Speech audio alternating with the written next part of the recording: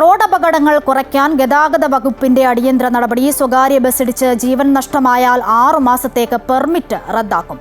സ്വകാര്യ ബസ്സിലെ മുഴുവൻ ജീവനക്കാർക്കും പോലീസ് ക്ലിയറൻസ് നിർബന്ധമാക്കും. സ്കൂൾ വിദ്യാർത്ഥികൾ മരിച്ച പണയംപാടത്ത് സ്ഥിരമായി ഡിവൈഡർ സ്ഥാപിക്കും. ബ്ലാക്ക് സ്പോട്ടായി മാറിയ സ്ഥലങ്ങളിൽ ഫ്ലാഷ് ലൈറ്റുകൾ സ്ഥാപിക്കും. റിപ്പോർട്ടിലേക്ക്. സംസ്ഥാനത്ത് റോഡപകടങ്ങൾ വർദ്ധിച്ചുവരുന്ന സാഹചര്യത്തിൽ ഗതാഗത മന്ത്രിയുടെ അധ്യക്ഷതയിൽ 2 ദിവസങ്ങളിലായി ഉന്നതതല യോഗം ചേർന്നിരുന്നു. സ്വകാര്യ ബസ് ഉടമകളുടെ സംഘടനകളുമായും മന്ത്രി ചർച്ച നടത്തി.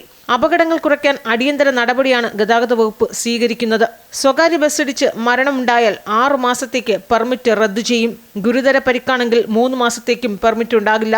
മത്സരയോട്ടം തടയാൻ ജിയോ ടാഗ് ചെയ്യും. സ്വകാര്യ ബസ്സുകളിൽ ക്യാമറ ഘടിപ്പിക്കുന്നത് മാർച്ച് മുതൽ നിർബന്ധമാക്കും. ബസ് ജീവനക്കാർക്ക് പോലീസ് ക്ലിയറൻസും നിർബന്ധമാക്കും.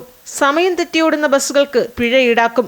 രാത്രി 10 മണിവരെ പെർമിറ്റ് എടുത്തിട്ട് സ്വകാര്യ ബസ്സുകൾ വൈകിട്ട് 6 മണിയോടെ ഓട്ടം നിർത്തുന്നത് അനുവദിക്കില്ല. ഇത്തരക്കാരുടെ പെർമിറ്റ് റദ്ദാക്കുമെന്നും ഗതാഗത മന്ത്രി മുന്നറിയിപ്പ് നൽകി.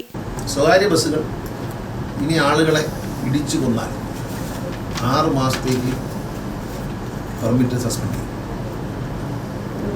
സ്വകാര്യ ബസ്സുകൾ ഇടിച്ച് അശ്രദ്ധമായി ഓടിച്ച് മാരകമായി പരിക്കേറ്റാൽ 3 മാസം പെർമിറ്റ് സസ്പെൻഡ് ചെയ്യും. ലൈസൻസ് സസ്പെൻഡ് ചെയ്യുന്ന കൂടെ ഉണ്ട് കേട്ടോ. ലൈസൻസ് ഓടിക്കുന്നതാണ് ലൈസൻസ് പോകുന്ന അതുണ്ട്. അത് കൂടാതെ 4 സ്കൂൾ വിദ്യാർത്ഥിനികൾ മരിച്ച പണിയംപാടത്ത് സ്ഥിര ഡിവൈഡറുകൾ സ്ഥാപിക്കും. ബ്ലാക്ക് സ്പോട്ടായി മാറിയ സ്ഥലങ്ങളിൽ ഫ്ലാഷ് ലൈറ്റുകളും സ്ഥാപിക്കും. ഇവിടെ അപകടങ്ങൾ കുറയ്ക്കുന്നതിനുള്ള പ്രവൃത്തികൾക്കായി നാഷണൽ ഹൈവേ അതോറിറ്റി 1 കോടിക്ക് മുകളിൽ തുക അനുവദിക്കുമെന്ന് അറിയിച്ചതായും മന്ത്രി വ്യക്തമാക്കി.